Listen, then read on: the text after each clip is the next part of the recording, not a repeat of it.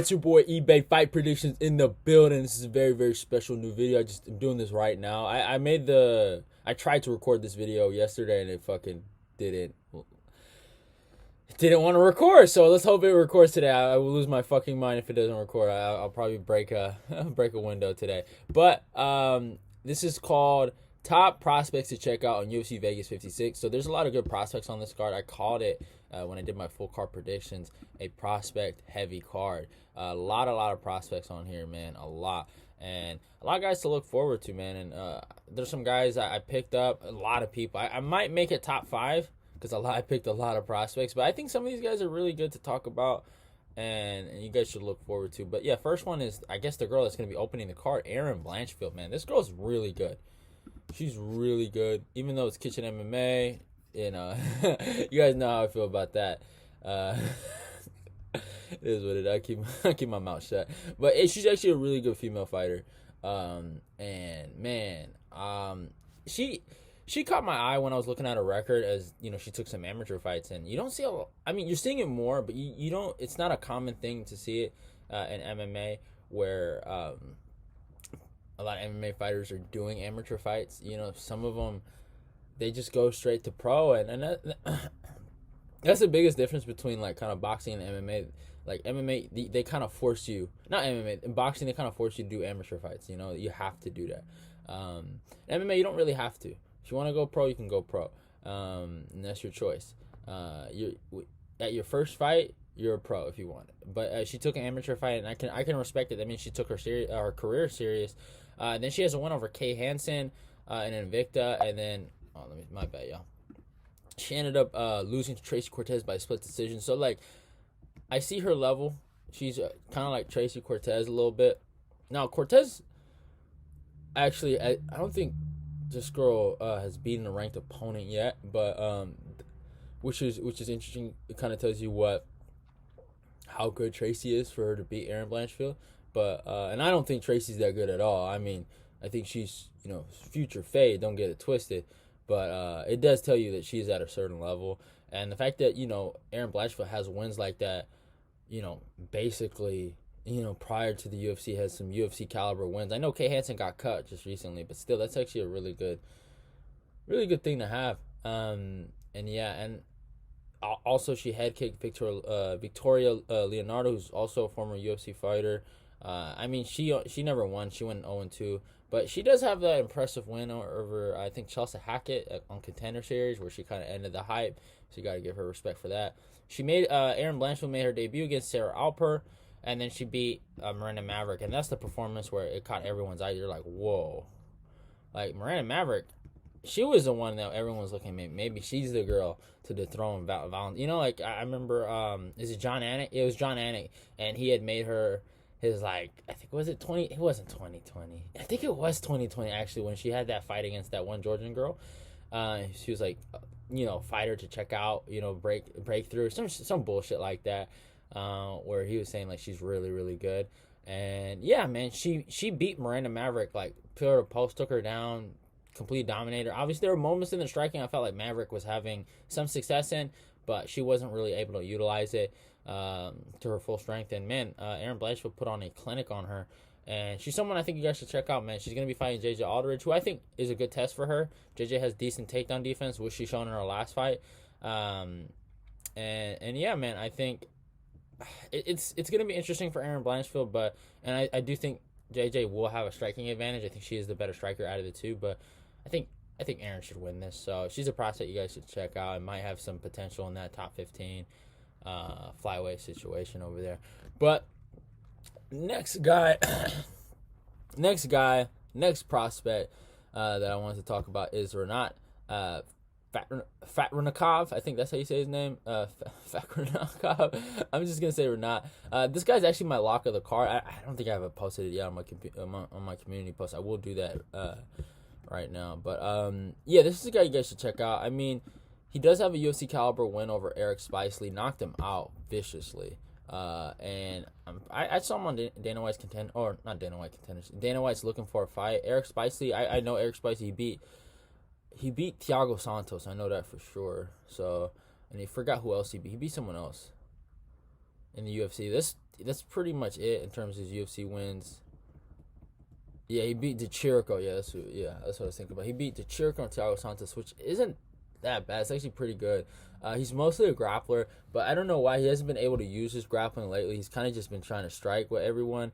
Then he lost to Antonio Carlos Jr., lost to Gerald Meerschaert, lost to Darren Stewart. He got 2 wins, right? And then got a call up to fight Deron Winn, lost to Deron Winn in a pretty good fight, actually. And then got fucking a bunch of canceled fights in the UFC.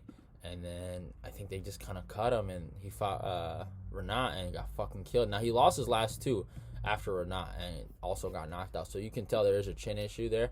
But this guy's 20-2. He's not really a knockout artist. He's more of a, grapple you, choke you out, or decision you kind of guy.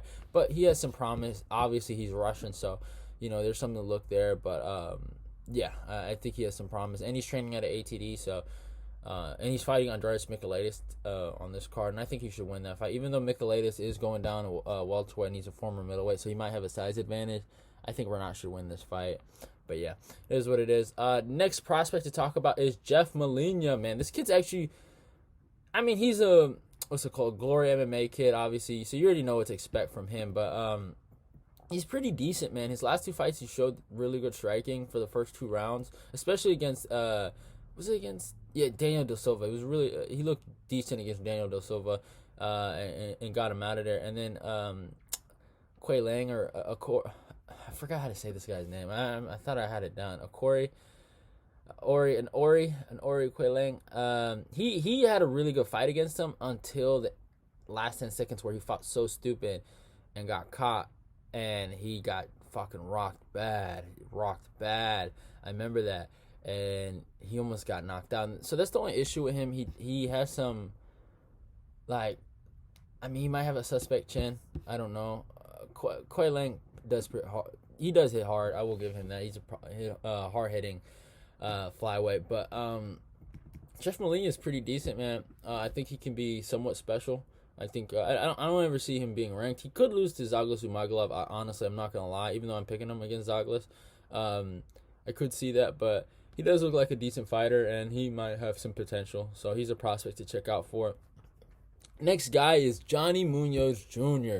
This kid's really good. I like this kid a lot. This kid's a good fighter. And he also kind of, as always, sent some nice emojis to the eBay Fight Predictions IG account. So I appreciate that. He's always been pretty supportive in the comments sometimes. Not recently, but he was. So I always rock with Johnny Munoz Jr. He doesn't train at a big camp, but, man, this kid looks really good. I've seen him get work with Henry Cejudo and stuff like that, and he looks like he understands the game. He's always working. He's primarily a grappler, but his striking isn't bad. His loss to Nate Maness is like, man, I feel bad for the kid because I feel like he didn't really lose to Nate Maness. It's just, the fucking point deduction, but it is what it is. I thought he won that fight. Then he completely destroyed Jamie Simmons, and now he's going to fight Tony Gravely. And this kid's just grappling is high level. He's a high-level grappler, and that's something that we need more of at 135, and he brings that to the table, man. He really does, and great jiu-jitsu, great wrestling. He's going to take you down. He's going to try to choke you out. And he's going to fight Tony Gravely, who also has great wrestling. Not great wrestling, but good wrestling, confident wrestling. He can dominate guys with it, and decent striking. So it's going to be an interesting matchup, interesting test. But I think Johnny Munoz at 11-1, even though Tony Gravely does have the experience advantage, will win this fight. So that's my opinion. Next prospect to talk about, Benoit St. Denis, man. This kid's... I feel bad because this kid fought Zaleski Dos Santos' first ever fucking fight, So... And a lot of people are judging him off of this, but really, he's another guy. Again, another really good grappler, super tough, man, and he can just he really hurts guys. And now, obviously, he wasn't able to take down Zaleski, but man, that fight should have been stopped. I felt like he kind of got beat up in that fight for no reason. But he's someone to check out because of how good his grappling is. And I was checking some of his Brave fights, and I didn't give him his credit that I felt like I should have when he was going to fight Zaleski. I kind of felt like this was going to be an easy fight for Zaleski. And I felt like, Benoit was kind of overrated because, I wasn't really impressed with his striking, but really his bread and butter is his grappling, and the way he's able to take guys down and just fucking get arm triangle chokes, like just beat up on guys, is really, really impressive. And I think he's gonna put on a clinic. I think he fought a guy that you could say Zaleski's old now, but Zaleski still has top 15 potential. I think that's his ceiling. No matter what, he was. I mean, he only lost to what's his name, the Leech, right? He lost to him. He got knocked out by him.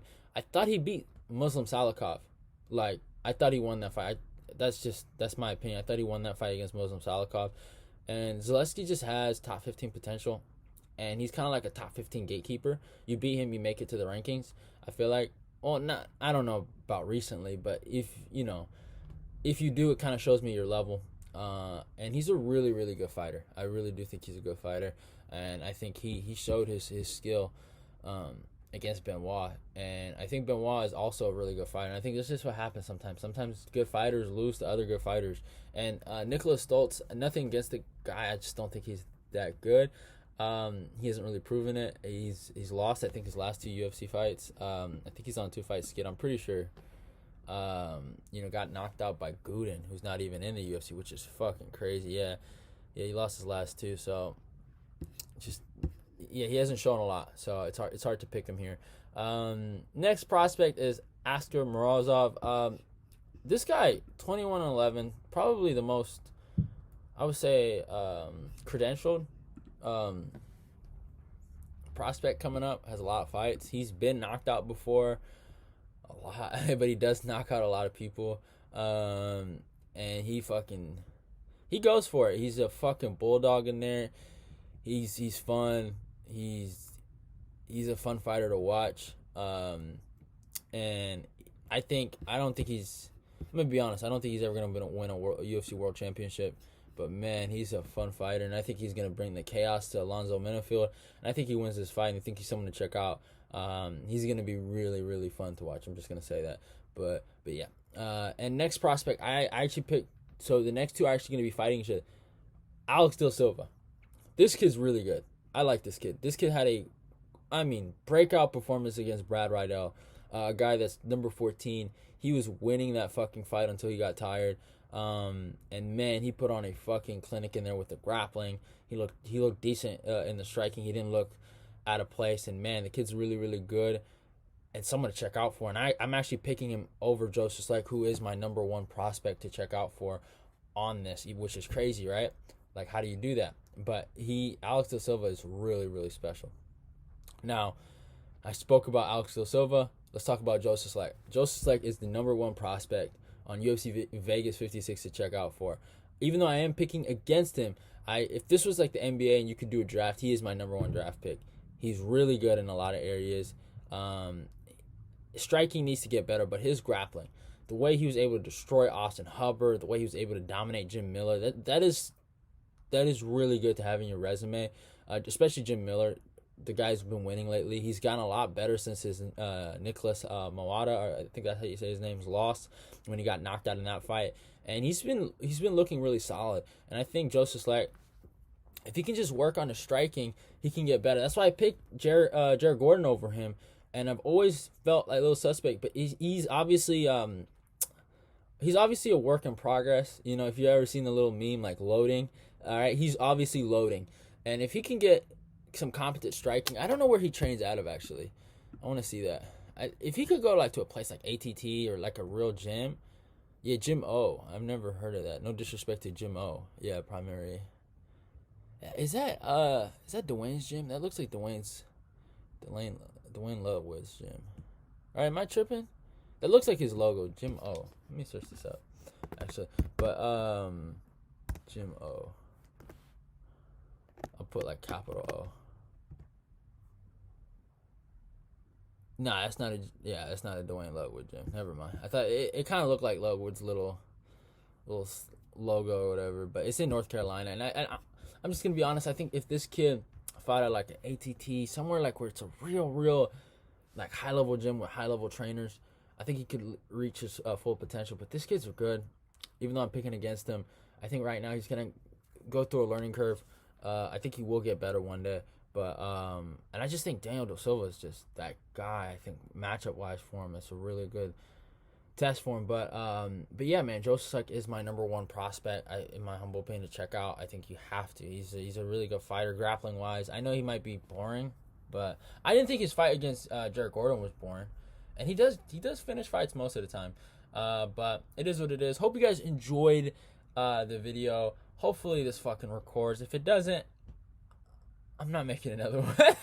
That's like, both of them were 15 minutes long. This one's 15 minutes long too, so I'm not making another one. If you see this, that means, yeah, we got it. If you don't, then wait for next week. But hope you guys enjoyed this video. Go follow me on my Instagram and my Twitter. The links will be down below in the description box. Like, comment, and share the video. Let's get this eBay Fight Prediction Nation growing. Love y'all, and goodbye. Subscribe, and I'm out of here.